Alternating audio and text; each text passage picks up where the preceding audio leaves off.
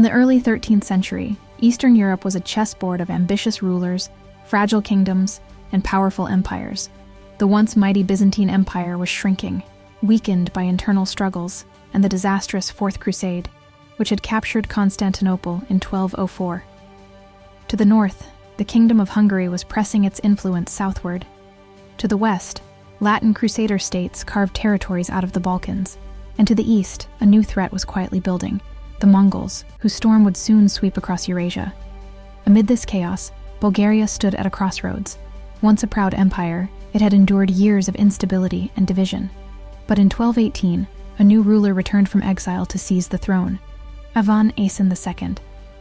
Though later nicknamed Ivan the Cabbage in satirical stories, his reign was no joke.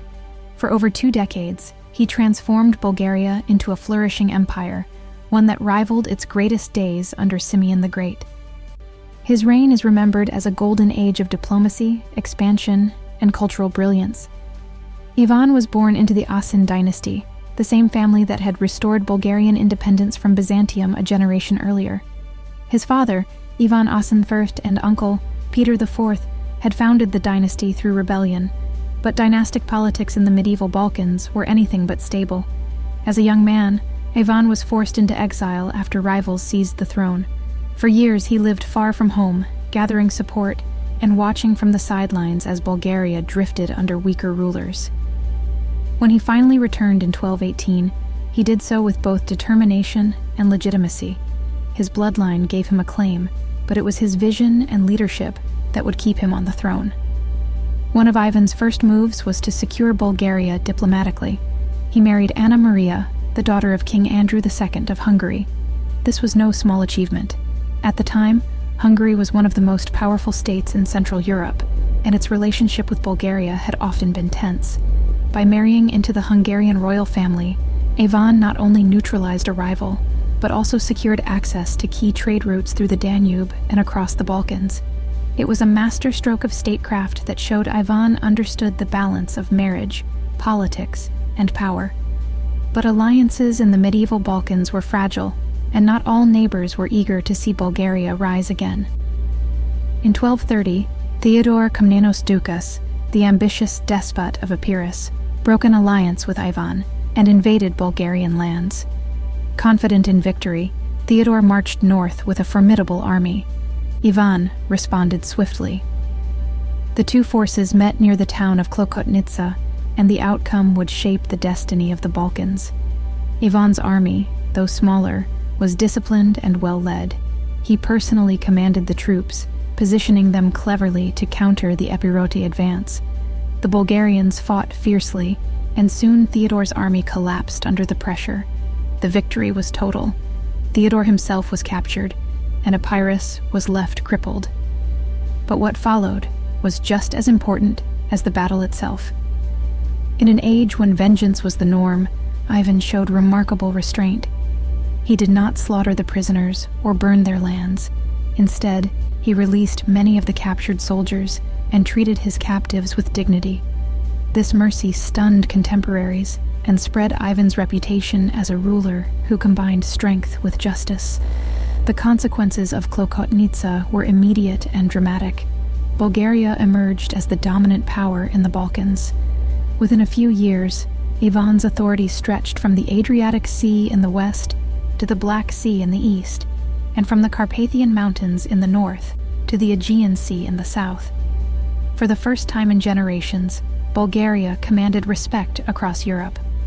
Envoys from distant lands sought Ivan's favor, merchants flocked to his cities, and chroniclers recorded his victories with admiration. The prosperity of Ivan's empire could be seen most clearly in Tarnovo, the Bulgarian capital. Perched on high hills with strong fortifications, Tarnovo became known as the New Constantinople. Under Ivan's rule, it flourished with churches, monasteries, and markets filled with exotic goods. Traders from Venice and Genoa brought spices, silks, and fine cloths, while Bulgarian grain, honey, and wine flowed out to Europe and the Mediterranean. The Danube River became a bustling highway of commerce, and Bulgaria's wealth soared. Religion, too, was a central part of Ivan's strategy. The 13th century was marked by bitter rivalry between the Roman Catholic Church in the west and the Orthodox Church in the east. Many rulers were forced to choose a side, but Ivan played a more subtle game. He maintained warm relations with the papacy, even opening discussions about placing Bulgaria under papal authority. At the same time, he supported the Orthodox tradition that his people cherished.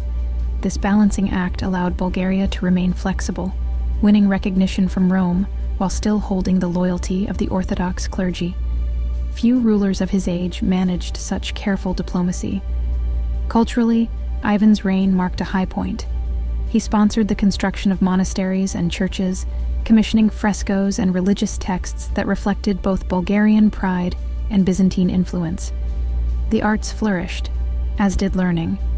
Monasteries became centers of culture and scholarship, preserving texts and spreading religious knowledge. Tarnovo developed a reputation as a beacon of orthodoxy, and visitors often compared it favorably to Constantinople itself. Yet, for all his success, Ivan was also pragmatic. He knew that Bulgaria's power rested on fragile foundations. The Mongols were beginning to stir on the eastern steppes, and although they did not directly strike Bulgaria during his lifetime, their looming presence forced him to tread carefully. To his south and west, Latin crusader states and rival Greek rulers still sought to undermine him. But Ivan's mix of military readiness and diplomatic outreach kept the empire stable throughout his reign. On a personal level, Ivan was remembered as a ruler who embodied both strength and fairness. His decision to show mercy after Klokotnitsa was not an isolated act. Throughout his reign, he cultivated an image of a just king who cared for his subjects. Chronicles suggest that his people admired him deeply, not only for his victories, but also for his wisdom. In many ways, Ivan represented the ideal medieval monarch, a man who could command armies, forge alliances, encourage culture, and embody justice. When Ivan Asen II died in 1241, Bulgaria stood at its height.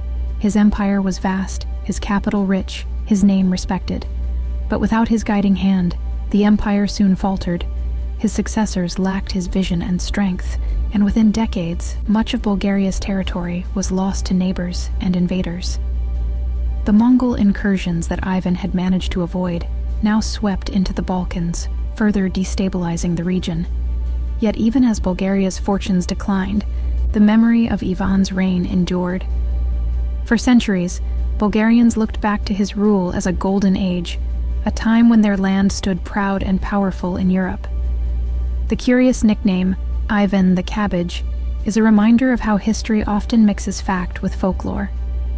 It may have been a later invention, perhaps a mocking twist by rivals or a humorous story passed down in villages. But the truth is that Ivan Asen II was no simple cabbage sitting idle in a garden. He was a ruler who reshaped the Balkans, who showed mercy when cruelty was expected, and who proved that strength could be paired with wisdom. His reign remains a testament to what a single leader can achieve when vision, strategy, and compassion come together. Today, historians still point to Ivan's reign as one of the high points in Bulgarian medieval history. His battles, his diplomacy, and his cultural achievements set him apart not just among Bulgarian rulers, but among medieval kings across Europe. His empire may have been temporary, but his example of leadership has lasted for centuries. To call him Ivan the Cabbage might raise a smile, but his true legacy is far greater. He was the king who built a golden age in the Balkans and left behind a story worthy of legend.